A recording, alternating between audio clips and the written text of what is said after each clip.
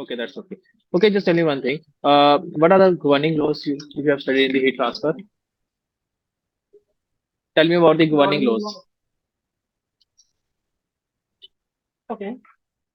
In governing laws for the heat transfer, in conduction, we studied about Fourier law for. Hello, sir. I'm audible, sir. You are For audible. Just conduction, continue.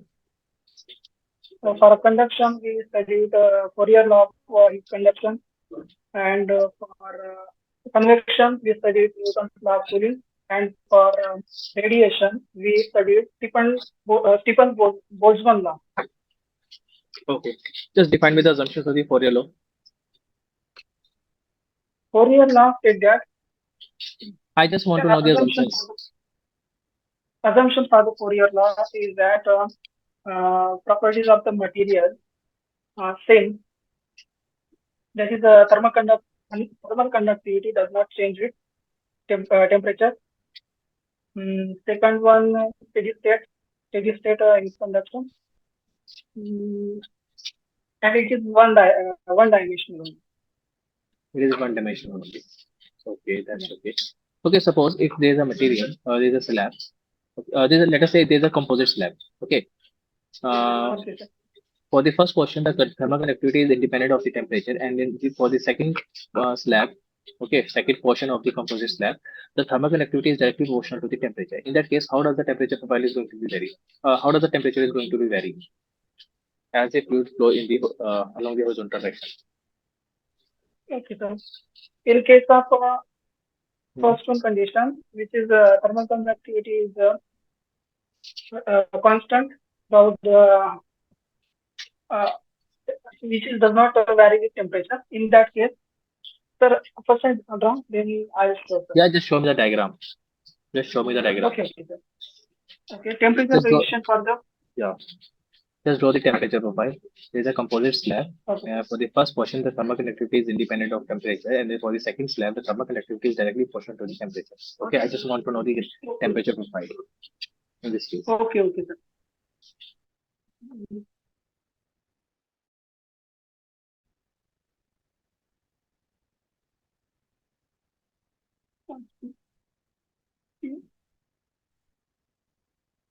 function of temperature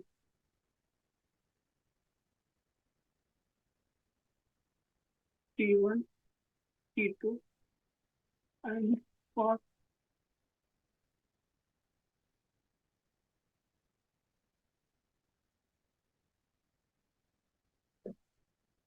the connection T3, T1 is greater than T2, T2 is greater than T3. Sir, in first case, first case, this is Okay, our constant conductivity. okay.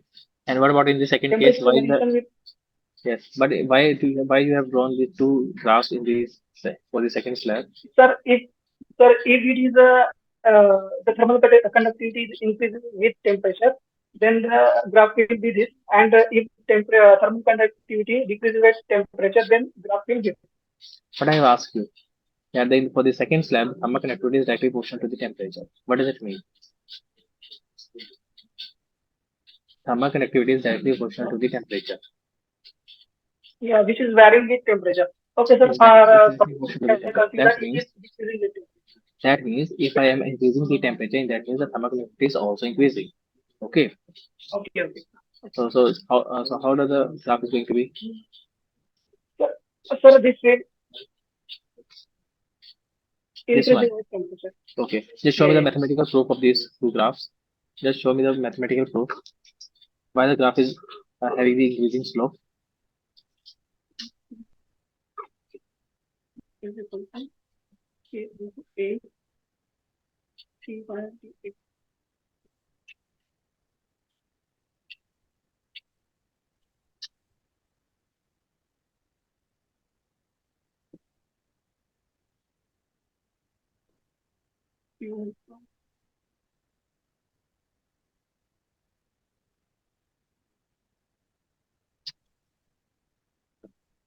For Q is dt by dx is inversely proportional to the k, as k is increasing. Okay, Q is equal to Ka dt by dx. So dt by dx is inversely proportional to the conductivity. Okay. K Okay, is that's okay. increasing. Okay, okay, that's okay. Could you just tell me one thing? What are the various assumptions you take when you analyze these things? Sorry, sir. Assumptions which you have taken during the analysis of the film. Assumptions. Assumption. Hmm. Okay, okay, sir. In case of steady flow, we consider the heat transfer takes place only in one direction only, and properties are constant. And mm,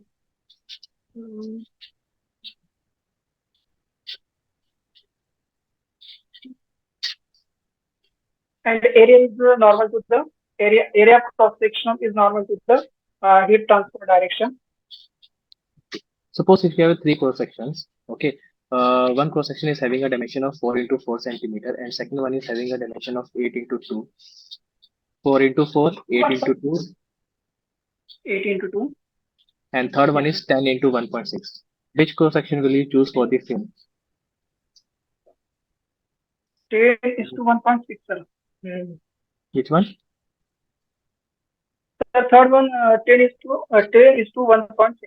Okay. 10 into Why so? 1.6. Why so? Just tell me the Sir, reason. in this condition, the thickness of the steel material is less. Hmm. Yes, yes, The continue. thickness is Yes. less. Yeah. And so the surface area will be more.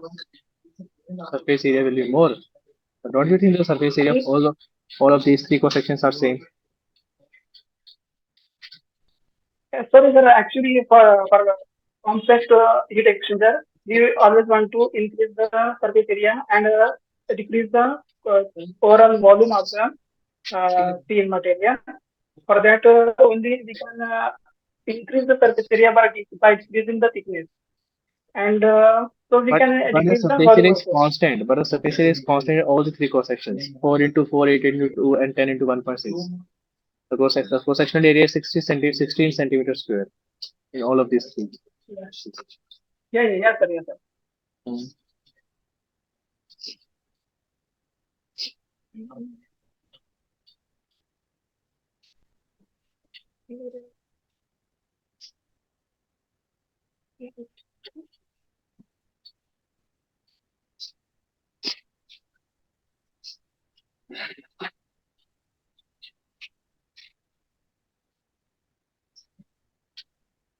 Okay, just tell me one thing. What do you understand by the effectiveness of the film? Effectiveness of Effectiveness of the the film. film, yes, sir. Effectiveness of the film is the ratio of heat transfer with film to the heat transfer without film. Okay. So so don't you think that if the effectiveness is more for any cross section, then that particular cross section is much better? So suppose if you have a three cross section, okay, and all of these three cross sections are made up of same material. That is, say the conductivity of all of these three cross sections are same. Okay, and the heat transfer coefficient is also Yeah. same. Okay, Okay, so sir. now just think the effectiveness is directly proportional to the under root of parameter by area ratio. Okay, so area of cross section is same for all the three cross section, but the parameter is, so I can say the effectiveness is directly proportional to the parameter. So the cross section which is having a very large value of the parameter, we can choose it as a frame. Okay, Okay, understood. sir. Yeah. So according to this theory, which cross section will be better to be used as a frame? Hello, I'm audible. Hello, Ajay, I'm audible to you. Yes, sir. Yeah, just tell me out of these three cross section which I have told you, which I have given you, which configuration is having a very large value of the parameter? Because the area is the same for all the three cross sections. Area cross section is same for all the. Hmm. Hmm. Mm, if we consider perimeter for the perimeter, perimeter 4 plus 12, 4, 16 inches. The perimeter is the perimeter for the last one is more. The last one is more. That means the 10 into 1.6 cross section is beneficial for using as a fin. Okay. Yes, sir. Okay. Is my screen visible to you? Yes, sir. Now suppose if you have a fin, okay, like this configuration, which is having a cross section of 10 into 1.6 centimeter, which I've given you right now. You have just provided me 10 into 1.6 centimeter. Okay, and it is having a length of Okay. 12. Okay, so now just assume if I split this fin, okay, uh, of half of thickness, let us say it is having the same width, that is 10 centimeters, and the width is and the depth is 0.8 centimeter now. But now we have two fins here. So now just tell me one thing, which configuration is better? Configuration number one or configuration number two? Here you can see the cross-sectional area of the fin is same in both the cases. Yes, sir. But Which one is for the second better one, the configuration? perimeter increases. The perimeter of the fourth fin is increases, and also Now surface area also increases. why are you calculating the parameter? Now why are you calculating the parameter? Just tell me one thing. Which configuration is better for heat dissipation? Case number one or case number two? Case number 2 will be Hmm. better for this. Why so?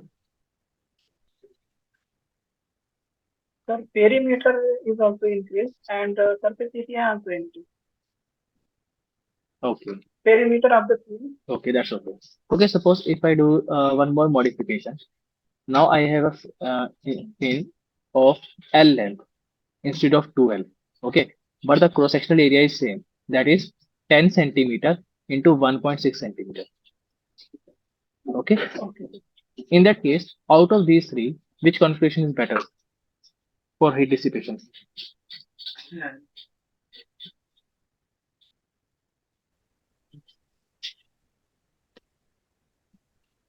So I think second condition is the best condition. Second. Yes. Okay. Okay, Ajay, let me provide your feedback. See, the theoretical answer which you have given me are correct almost. Okay. Uh, I think the fin surface, the fin sector is little bit circular, so we are not able to give me some correct answer regarding this ones. Okay, so just revise those questions. Just go through the fin heat transfer to the standard surface and also for the gravity capacity analysis. Okay, that's very important. And just try to do some numericals. Okay, you don't have to do the in time method, just read the statements, okay, and see how that theory is used to solve the practical questions. Okay, used to solve the practical cases. Let's go through these things. Okay. Anything else you want to know? Is there any doubt right now? Out of these three,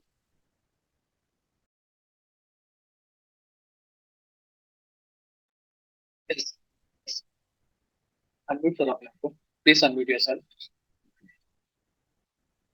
I am saying that just revise your Prince chapter because you are not able to answer me regarding the process related to the Prince because the effectiveness parameter is used to choose which process is better for the Prince.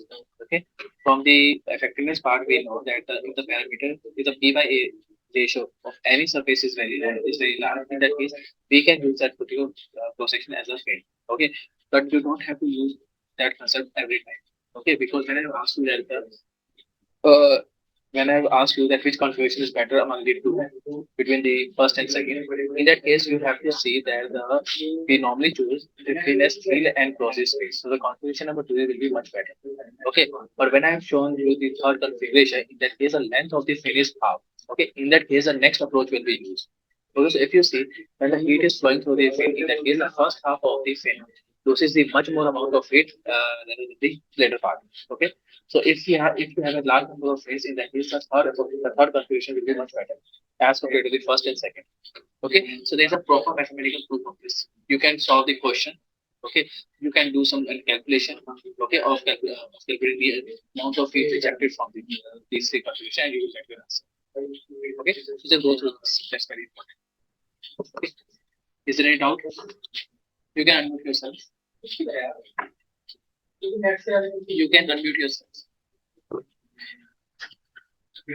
You are muted.